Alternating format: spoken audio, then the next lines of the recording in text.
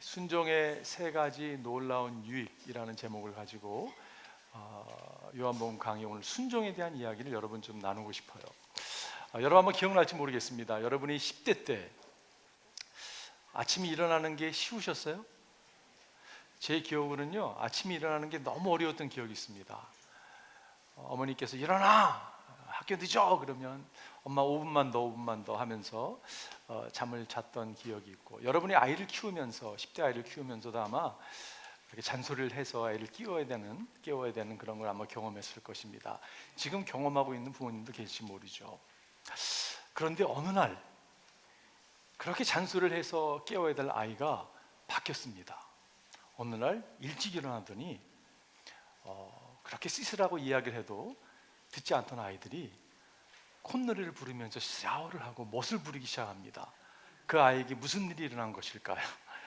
어느 정도 여러분 예감하실 거예요, 그죠? 그 이야기 여러분의 이야기일 수도 있기 때문에 사랑에 빠진 것입니다. 학교에 있는 한 아이를 사랑하게 된 거죠. 여러분, 우리는 어떤 행동을 이렇게 교정하려고 노력할 때가 있어요, 그죠? 그래서 이렇게 나무라기도 하고 그러는데, 사실 행동을 지적한다고 행동이 변하기 참 어렵습니다. 그런데 마음이 바뀌면 행동은 자연적으로 따라오는 것을 경험하게 돼요. 그래서 문제는 뭐냐면 마음의 문제죠. 지난주에도 말씀을 나눴지만, 여러분, 순종, 하나님의 계명을 지키는 것이 사실 불가능합니다. 우리 힘으로는 못 지켜요, 그죠? 그런데 우리가 하나님을 사랑하게 될 때, 그 사랑을 깨닫고 사랑하게 될 때 하나님의 계명, 하나님을 사랑하고 이웃을 사랑하는 것이 쉬워집니다. 이 순종이 쉬워지는 것이에요. 그래서 그 열쇠가 뭐냐면 관계에 있는 거죠. 요한일서 이런 말씀이 있습니다. 우리가 사랑하는 것은 하나님이 우리를 먼저 사랑하셨기 때문입니다. 다른 사람을 사랑하는 것은요, 사랑할 수 있는 것은요, 하나님께서 나를 사랑한 것을 깨달을 때 우리가 비로소 다른 사람을 이렇게 사랑할 수 있는 자리에 나아가게 되는 것이에요. 그런 말씀을 지난주에 나눴습니다. 여러분, 예수님께서 내가 하나님과 하나 된 것처럼 너희와 하나 되겠다라는 말씀을 하셨어요, 그죠?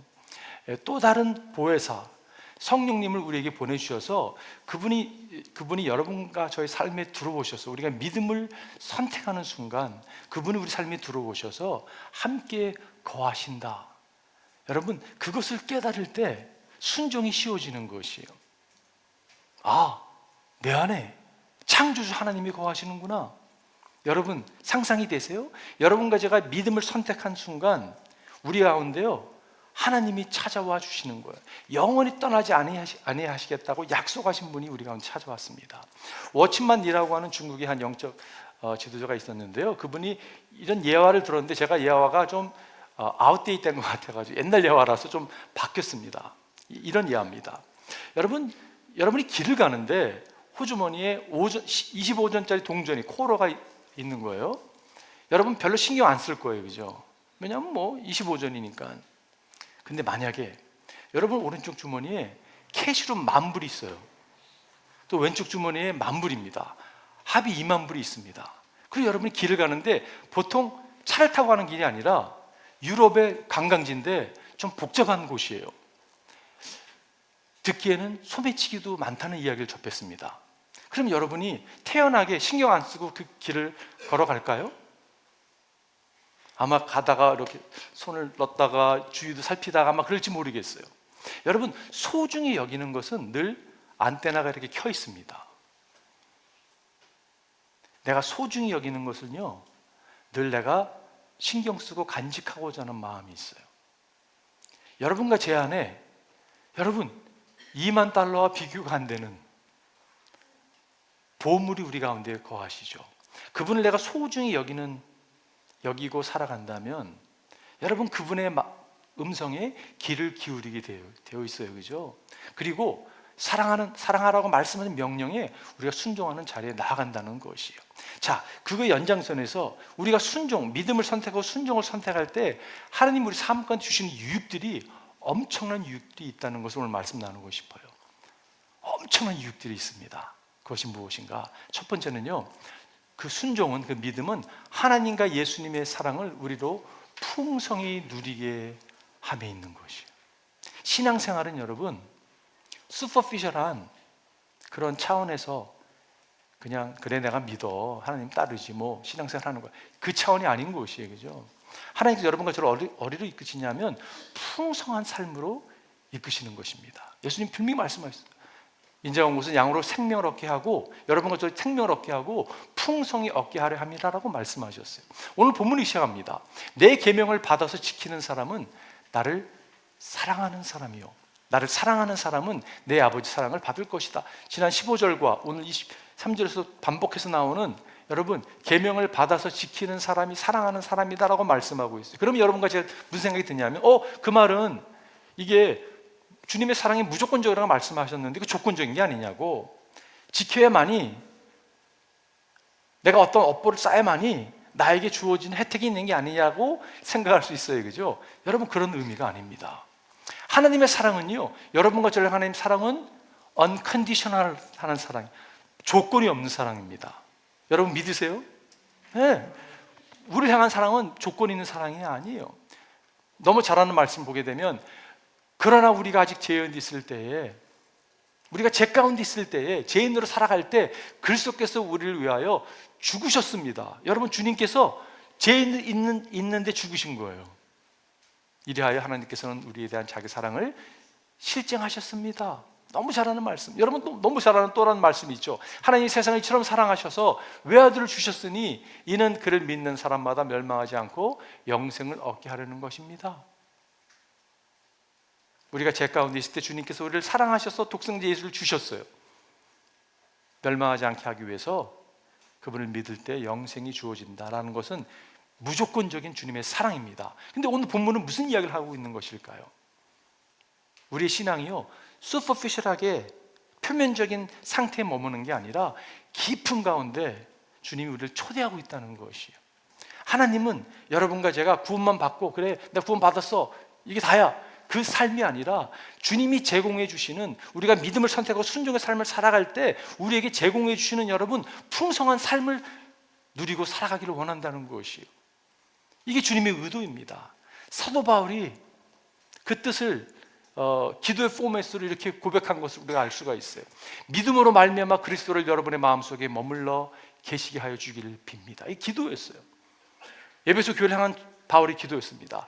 여러분이 사랑 속에 뿌리를 받고 털을 잡아서, 예수님의 사랑 속에 뿌리를 받고 털을 잡아서 모든 성도와 함께 여러분이 그리스도의 사랑의 너비와 길이와 높이와 깊이가 어떠한지를 깨달을 수 있게 되고, 주님의 사랑이 어떤 사랑을요? 너비와 길이와 높이와 깊이가 어떠한가를 깨닫게 하게 되고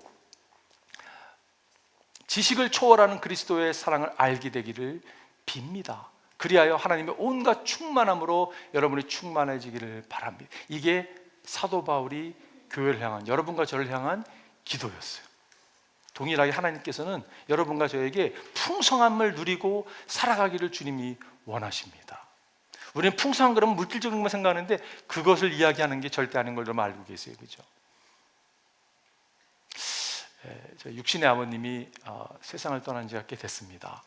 최근에 제 서랍을 정리하다가 아버님께 저에게 써주신 글을 제가 발견하게 됐어요. 아버님은 제 어린 나이에 제가 목사가 된 후부터 저 이름을 부르지 않았습니다.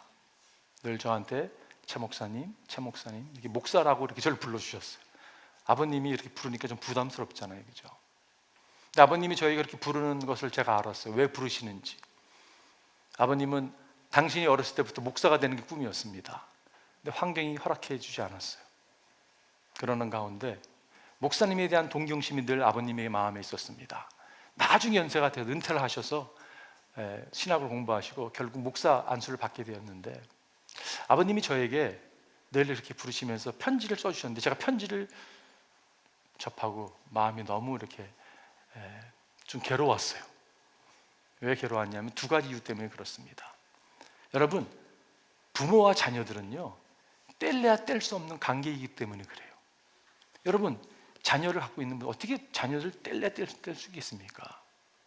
나이가 많이 들건 적게 들건 적건 여러분 그런 관계인 것이에요. 그리고 또 한 가지, 뭐에 제가 마음이 괴로웠냐면 아버님이 살아계실 때 아버님이 나에게 무엇을 원했을까라는 생각을 해보았어요. 그래서 괴로웠습니다. 조금 더 아버님과 시간을 더 많이 투자해서 친밀한 가운데 좀 함께 좀 많은 추억을 남겼으면 하는 아쉬움이 제 마음에 찾아왔어요. 그건 동일하게 어머니를 생각할 때도 마찬가지죠. 여러분, 하나님께서 여러분과 저에게 원하시는 게 무엇일까요?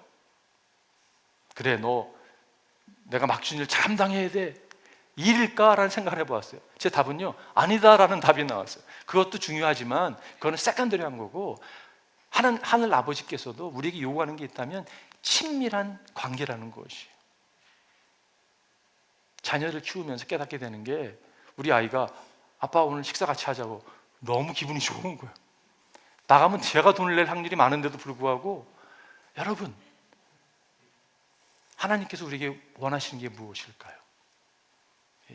인티메시입니다. 인티메시, 친밀감. 주님께서는 여러분과 제가 풍요로운 삶을 살기를 원하세요. 풍요로운 삶으로 우리를 초대하시는 주님, 여러분과 제가 그걸 놓지 않았으면 좋겠어요. 두 번째는요, 순종은 예수님께 자신을 우리에게 드러내 주시는 결과를 낳습니다. 오늘 본문에 보니까 그 후반절에 보니까 그리고 나도 그 사람을 사랑하여 그에게 나를 드러낼 것이다 라고 말씀하고 있어요. 네가 순종의 삶, 믿음의 삶을 선택하고 나아갈 때 주님께서 그 사람에게 자신을 드러낼 거라고 말씀하고 있어요. 주님께서 당신을 드러내시기를 원하세요. 근데 여러분, 아무나 드러내지 않잖아요, 그죠? 친한 사람에게 우리는 드러나게 되어 있습니다. 근데 드러난다는 표현을 어떤 분들이 이렇게 해석하는 분들이 계세요. 하나님께 직접 당신을 보여주시는 거, 이렇게 환상이나 꿈으로. 저는 그거는 잘못된 해석이라고 생각이 들어요. 드러낸다는 의미는요, 여러분과 제가 말씀을 접하는데 말씀에 통찰력이 생기는 거예요. 말씀이 깨달음이 찾아오는 거예요. 여러분, 기도하기는 여러분과 제가 하나님의 말씀을 열 때마다 우리의 주님과의 친밀한 관계로 인해서 당신이 드러내 주시기를 기도해요. 주님께서요, 환히 드러내 주시기를 기도해요.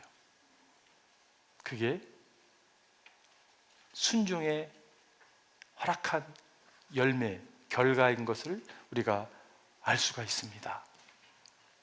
여러분, 그런 경험이 있는지 모르겠어요. 저도 가끔 그런 경험을 하는데, 처음 뵌 분인데, 뭐 성도라면 이해가 되겠지만 처음 뵌 분인데 갑자기 요즘 뭐 TMI, Too Much Information을 막 나누는 분들이 계세요. 그럼 좀 불편해요. 이분이 날 처음 봤는데 왜 이렇게 퍼스널한 것까지 막 나눌까? 좀 익숙하지 않죠, 그죠? 근데 여러분, 친한 사람들은요, 속에 있는 걸 나누게 되어 있습니다. 오래됐음에도 불구하고 당연히 삶을 나눠야 되는데 안 나누고 있다면 뭔가 잘못된 거예요, 그죠? 성도의 교제도 마찬가지로 생각이 듭니다. 근데 여러분, 친해지면요, 나눌 수밖에 없어요. 제가 말씀 묵상하다가 저의 친구가 생각이 났습니다. 초등학교 때 함께 운동도 같이 하고 집 방향도 비슷했던 친구가 있었어요. 근데 그 친구랑 학교 끝나면 어깨동무를 하고 손을 잡고 이렇게 집으로 갔던 기억이 나요.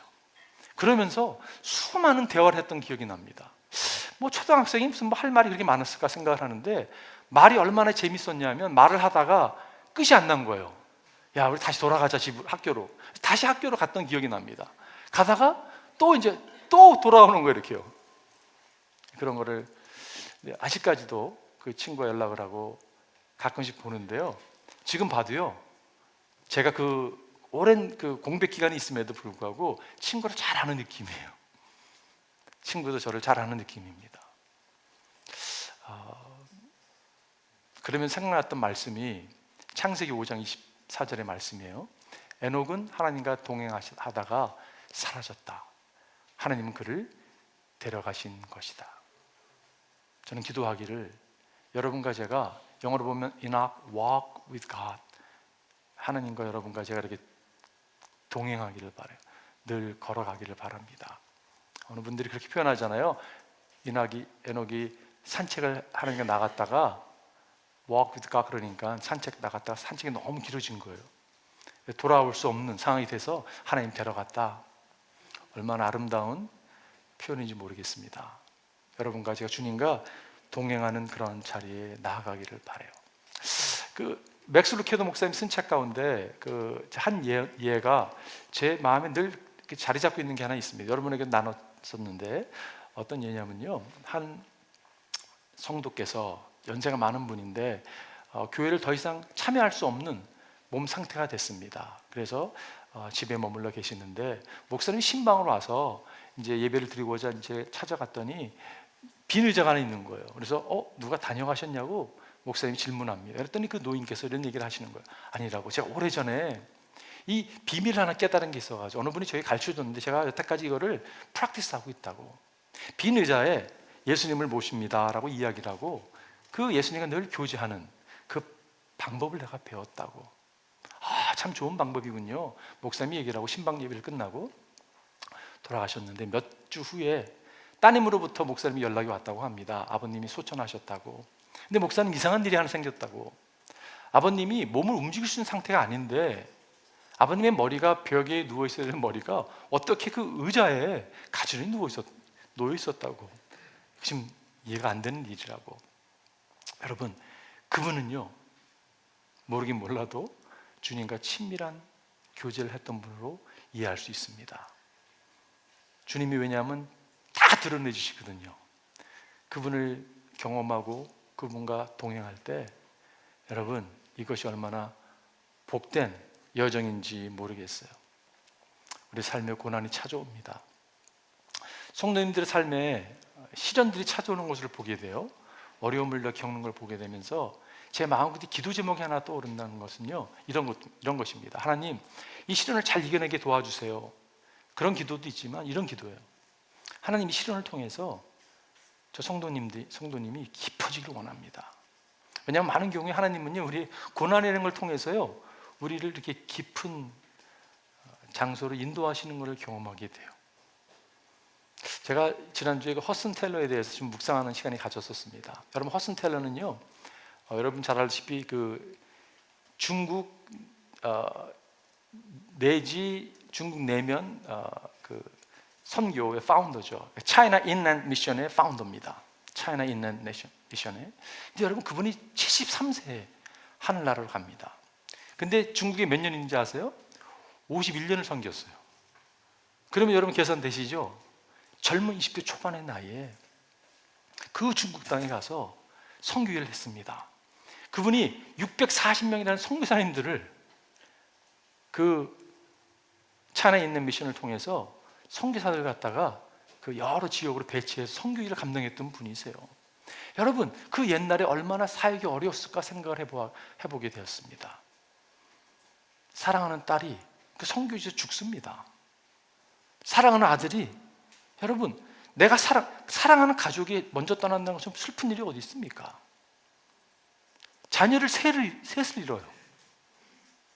그리고 아내까지, 32살의 아내까지 여러분 세상을 떠내보냅니다. 그 시련과 고통이 얼마나 심했을까라는 생각을 했어요. 근데 제가 그분의 글들을 보면서 이분이 이 어려움을 이겨낼 수 있는 비법이 여기 있었구나를 깨닫게 됐어요. 동요 선교사가 참 어려움을 겪었습니다. 시련 가운데 있었습니다. 그랬을 때 그가 그 동요 선교사를 위로하며 쓴 글에서 제가 발견할 수 있었어요. 이런 글이에요. 우리에게 필요한 한 가지는 하나님을 더 잘 아는 것입니다. 우리는 우리 자신이나 우리의 전망이나 천국 자체 안에서 기뻐하지 말고 오직 주님 안에서 기뻐해야 합니다. 아니, 어찌 시련을 겪고 있는데 어떻게 기뻐할 수 있습니까? 근데 그분의 첫 번째 문장이 우리에게 필요한 한 가지가 있다면 하나님을 더 잘 아는 것입니다. 내가 알지 못하기 때문에 엉뚱하게 반응하고 엉뚱하게 결정 내리는 모습이 있거든요. 근데 여러분과 제가 주님 앞에 믿음으로 순종의 삶을 선택하고 나아감으로 친밀한 가운데 주님께서 계속 보여주시고 드러내 주시는 걸 붙들고 그 은혜의 자리에 여러분과 제가 나아가기를 바라요.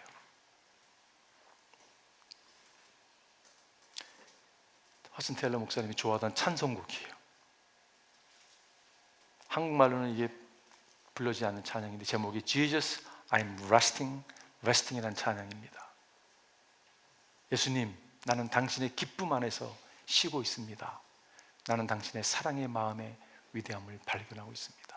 아, 이분의 좋아하던 찬송 가운데서도 우리가 깨닫게 되는 것이 주님 안에 쉼을 누리는 것이, 주님 안에서 레스트하는 것이, 그럴 때 우리에게 허락한 시련, 역경, 어려움 뚫어갈 수 있는 거죠. 그분이 주신 힘으로 감당할 수 있는 거죠. 마지막 세 번째는요, 순종은 세상이 알 수 없는 하나님과 독점적인 관계를 누리는 결과를 낳습니다. 이 독점 계약하듯이 여러분, 우리가 믿음을 선택하고 순종하고 나아갈 때 하나님과 독점적인 관계를 누리는 결과를 낳는 것을 보게 돼요. 가룟 유다가 아닌 다른 유다가 물었다. 주님께서 우리에게는 자신을 드러내시고 세상에는 드러내려고 하지 않으시는 것이 무슨 까닭입니까? 이렇게 질문하는 것을 보게 돼요. 여러분, 지금 예수님은요, 유대인들도 그렇고 제자들도 어떤 예수님을 기대했냐면 정치적인 메시아가 와서 공개적으로 자신을 드러내고 왕국을 세울 것을 기대했습니다. 그래서 예수님이 예루살렘 입성은요, 와, 이렇게 왔다, 너무 신나 했었거든요. 근데 예수님이 여러분 오신 것은, 예수님의 초림은 당신이 유대인이 생각했던 그런 왕국과 확연한 차이가 있는 것을 알 수가 있어요. 그죠? 예수님 이렇게 말씀하셨어요. 예수께서 대답하셨다. 내 나라는, 내 왕국은 이 세상에 속한 것이 아니요, 나의 나라가 세상에 속한 것이라면 나의 부하들이 싸워서 나를 유대 사람들의 손에 넘어가지 않게 하였을 것이요, 그러나 사실로 내 나라는 이 세상에 속한 것이 아니오라고 이야기하고 있어요. 하나님의 나라는 무슨 나라가 그럼 주님께서 초림 가운데 가져온 나라입니까? 주님이 가져온 나라는요, 우리 심령이 임하는 나라였어요. 그래서 하나님의 나라가 내 심령이 있다라고 말씀하셨어요. 눈에 보이는 왕국이 아니라 주님께서 세우시 우리 심령 가운데 세울 나라였던 것을 알 수가 있습니다. 마태복음 주님이 이런 말씀하셨어요. 제자들이 다가와서 예수께 말하였다. 어찌하여 그들에게는 비유로 말씀하십니까? 예수께서 그들에게 대답하셨다. 너희에게는 하늘나라의 비밀을 아는 것을 허락해 주셨지만 다른 사람들은 그렇게 해주지 않으셨다. 가진 사람은 더 받아서 차고 남을 것이며 가지지 못한 사람은 가진 것마저 빼앗길 것이다. 내가 그들에게 비유로 말하는 이유는 그들이 보아도 보지 못하고 들어도 듣지 못하고 깨닫지도 못하기 때문이다. 좀 어떻게 보면 주님 꼭 이렇게 하셨어야 되나 생각이 들 수 있는데, 이 말씀은 여러분, 우리가 믿음을 선택했을 때, 주님의 사랑을 받아들일 때 우리에게 독점적으로 역사하시는 주님을 이야기하고 있는 거예요. 그래서 여러분 이렇게 말씀하고 있는 거예요. 가진 사람은 더 받아 차고 남을 것이며 가지지 못한 사람은 가진 것마저 빼앗을 것이라고 말씀하고 있는 거예요. 독점 계약을 하면요, 그 사람에게 몰빵하는 거거든요. 여러분, 지난 금요일 날 우리가 너무 즐거운 시간을 가졌습니다. 저도 너무 준비를 잘 하셨다는 생각이 들었어요. 너무 아주 정말 즐거운 시간을 가졌습니다. 그리고 돌아갔는데 아내가 저한테 그러더라고요. 기독교인들이 주의 이름으로 모이는 곳에는 무엇을 하건 끝나고 갈 때 약간 이렇게 뭔가 채워지는 느낌이 있다고. 여러분, 예배 끝나고 가는데 오늘 비워졌어 이러면 좀 곤란하잖아요. 그죠? 근데 뭐가 채워진 느낌을 받는 거예요. 근데 세상 모임은 화려한 것 같아도 끝나고 나면 공허하다는 것이에요. 그러면서 예를 들었던 게 뭐냐면 나이트클럽을 예를 드는 거예요. 제가 무슨 생각이 들었냐면, 내가 이 사람을 본 게 고등학교 때 봤거든요. 그리고 대학교 때 나랑 데이트하고 결혼해서 나이트클럽 간 적이 없는 것 같은데 그렇게 비유를 드는 거예요. 이제 하루를 제가 묵었습니다. 그 다음날 물어봤어요. 당신 그걸 어떻게 알아?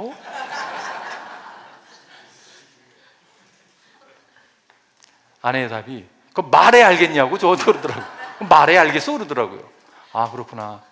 말하지 않아도 알 수 있는 거지. 여러분, 왜 채워질까요? 주님이, 이 답이 어디 있냐면 지난 금요일 날 1등한 팀에 있습니다. 뭐죠? 주님이 우리의 배터리가 되시기 때문에. 1등이었어요 지난주에. 주님이 배터리가 되기 때문에 그분한테 여러분 머물 때 체험받는 것이에요. 주님이 드러내 주시고 주님이 우리를 정말 독점적으로 역사하는 것을 보게 됩니다. 자, 믿음은 순종을 낳게 하고 순종은요 독점적인 역사 관계를 이끄는 걸 보게 돼요. 지금 부산에서 지난주에 세계 탁구 대회가 있었습니다. 제가 탁구에 대한 관심이 있어가지고 좀 이렇게 영상을 좀 몇 개 봤어요. 근데 제가 좋아하는 선수가 하나 있거든요. 그 선수가 자꾸 지는 거예요. 근데 여러분, 단체전 시합이었습니다.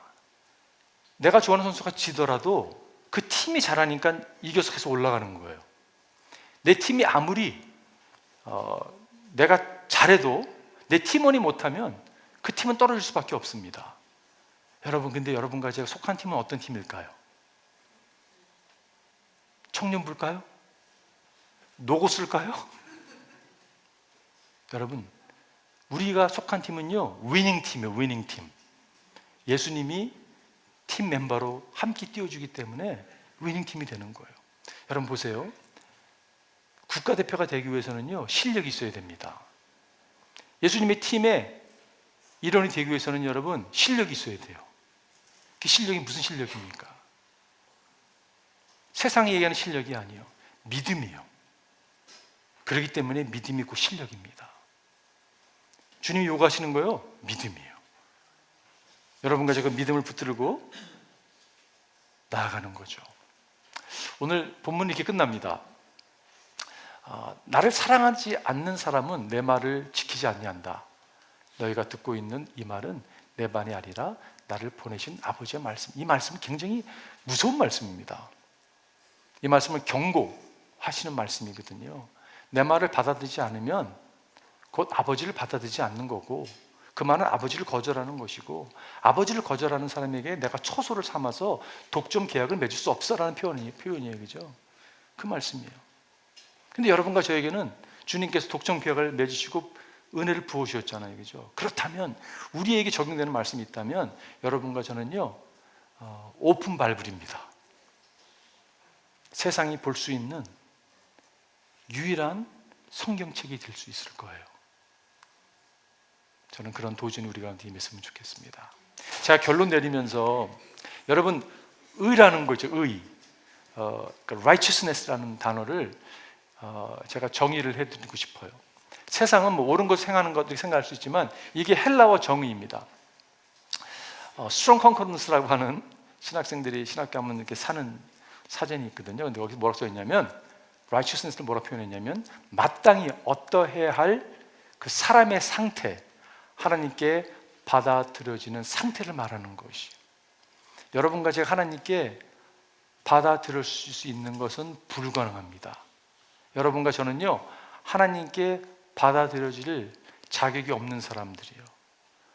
도저히 불가능해요. 그렇기 때문에 하나님이 우리를 그렇게 만들어 주셔야만이 의로운 자가 되는 것이에요. 그죠? 여러분 그렇게 믿고 계시죠? 그 누구도 천국에 왔는데 제가 천국에 들어온 것이 이런 것을 행해서 성취해서 들어왔습니다라고 할 사람이 한 사람도 있을까? 어떻게 생각하세요? 한 사람도 없습니다, 여러분. 만약에 그렇게 들어왔다고 하는 사람은요 들어올 수 있는 자격이 없는 사람이었어요. 그러니까 말이 안 되는 거죠. 천국에 들어갔을 때 여러분과 제가 하나님의 은혜로 내가 천국에 들어올 수 있었습니다라고 고백하게 될 것이. 저분 손과 발에 못자국이 있는 저분 때문에 내가 들어왔습니다 라고 여러분 고백하시게 될 것이. 네. 신앙은 그 십자가, 오늘 찬양 너무 감사했습니다. 십자가 그 그늘 아래 내가 있는 것이. 그분을 바라볼 때, 그분을 믿을 때 주님께서 정말 감격을 허락해 주시고 감격을 붙들고 순종하며 살아가는 여러분과 제 인생이 되기를 주님이 축원드립니다. 기도하겠습니다.